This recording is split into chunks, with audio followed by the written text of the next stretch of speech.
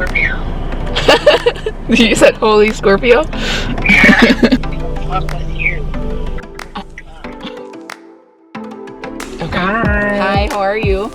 How are you? Thanks for having me on your channel. Of course, thank you for doing this. I've been so excited for days now. Hey guys, so what is happening in this video is I'm about to get a natal chart reading.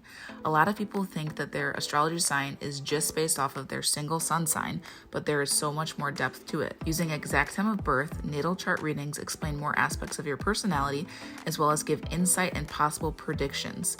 This reading was done by Astrology with Tori. I will be linking her website and Instagram below. If you would like to get your very own reading, please contact her and let her know that you came from my video to receive 10% off. This offer will last 1 month from the date that this video airs. You must be 18 or older or 17 with parent permission.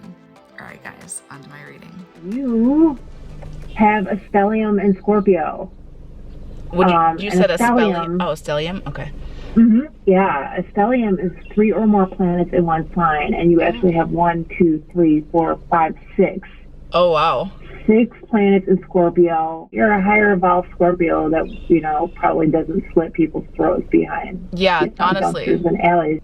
Yeah, you might hire someone to do that. Yeah, I just can't do the dirty work myself. No, but whenever I tell people I'm a Scorpio, they don't seem to believe me at first. Like anyone that's like getting into astrology.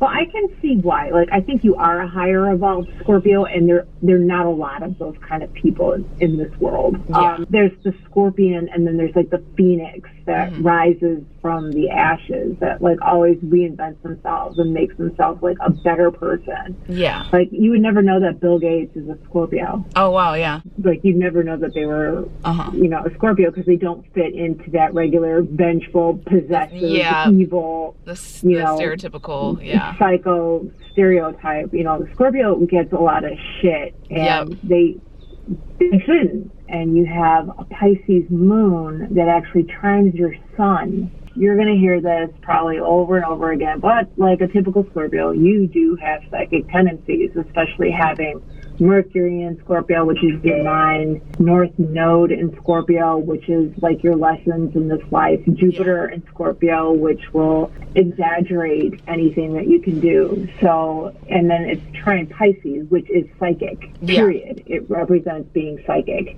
So, if you're chilling in your house and you see something out of the corner of your eye and you're like, that's odd.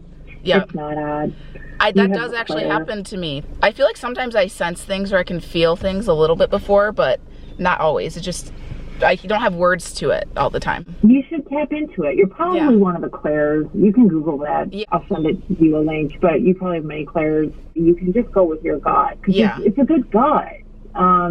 You probably have good foresight. Sometimes it just means like you just know shit. Yeah, and I feel like I've been tapping into that a little bit more at like the start of 2020. I've like finally started getting into meditation and like just really going within myself a little bit more, and like which I'd never done before. So I feel like completely different than I was even just like 6 months ago. I think you'll always be evolving. Yeah, definitely. Otherwise, like you would die of boredom, because you're always looking for like almost in like a hybrid Sagittarian sort of way, looking for the next thing that will make you better. Yeah, that's stronger and smarter and more, for lack of a better word, like useful. Yeah, that's true. You need to have a purpose, or you're like, your focus should be like, how can I help other people through my work? Yeah. Because I think that's where you're going to find the most satisfaction. But something I noticed is that you have Venus retrograde in Scorpio, and that's interesting because it's rare. But what it does is bring past lovers back to you a lot. Interesting. You could always return to a relationship that you feel is worth your time. You just never know. Might change your mind, or they might change. Yeah. And you can reconnect. The universe is like, you know what would be fun? Let's fuck with this chick. Let's give her like 7 planets in Scorpio, and then make Venus in Scorpio retrograde, so she's always slumming with her exes.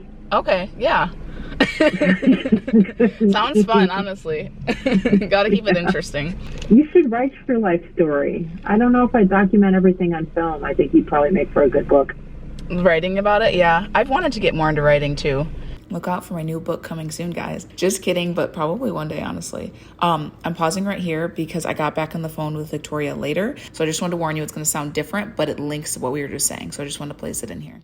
With all that Scorpio, I would say that you probably do your due diligence before you fall, but once you fall, it's hard. It's like all or nothing almost. Yeah. Yeah. Yeah, I mean, definitely. So, especially that Pisces moon, I mean, that stays with you. Yep. So when you say you let go of somebody, but you don't let go of somebody, you don't. Yeah. You don't. And again, I round back to your Venus retrograde, which is specific to you. Not a lot of people have Venus retrograde. These people will come back to you time and time again, for whatever the reason. I wouldn't be surprised if you've already been with your twin flame and it's failed, because twin flames always return. Interesting. Yeah. You know, not everybody gets to meet their twin flame. Got it. Yeah. And judging from this, I would say that you have. Really? Interesting. Yeah. That's really cool. Yeah, I've only... They ain't done with you yet. Oh, right? Probably not. Probably not. So let's talk about the hot mess. Okay. With this Leo Mars that squares all the Scorpio. It's so out of nowhere. Moon. Right? Yeah, it's like, well, I mean, no chart's perfect, right? True. You can't have a perfect chart. I mean, that doesn't exist. I mean, every chart has its challenges. You're strong-willed. And I think when you think you're right, like, you are not going to get talked out of it. Yeah. Yeah, I think that causes friction.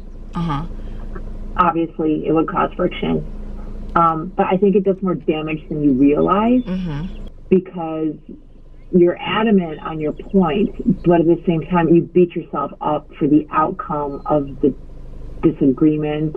Like, you cannot admit that you were wrong. I mean, I feel like I can apologize fairly quickly, but like, and I'm not super confrontational, but I think it is like when I believe something or think something, like, it's not swayed in my head that easily. Yeah, this has nothing to do with confrontation. Oh, no? Okay. No, not at all. It's more like you're like, the sky's blue, and someone's like, no, it's pink. You're like, no. You know, you're going to drive that home, and it may end badly for the afternoon. You know, the coffee day is over, and you may be sitting at home hashing it and rehashing it and rehashing it. I think it probably makes you a little more fearless, honestly. And I think people think that you are more grounded than I am, or they. I mean, you're pretty grounded, but I don't think that they expect you to be as worldly as you are. Well, because I feel like I somewhat have this, like, at least at first, like a more reserved, just quiet, friendly personality, but I do have more of like a zest for like life and travel and all like crazy things than people would actually like assume on the surface. I don't feel like afraid of too much, you know? No. Maybe more so in social situations than anything, but like I feel like I want to go skydiving. Like, there's so many things that I just like won't even blink about, you know? Yeah, you're pretty fearless, I would say, but you also don't like social situations because you don't want people in your business and you hate small talk. Oh my, yeah. I like small talk if it's about other people, but once they start asking questions about me, I'm like, ooh, divert. Neptune crossed over your moon maybe about 2 years ago. Okay.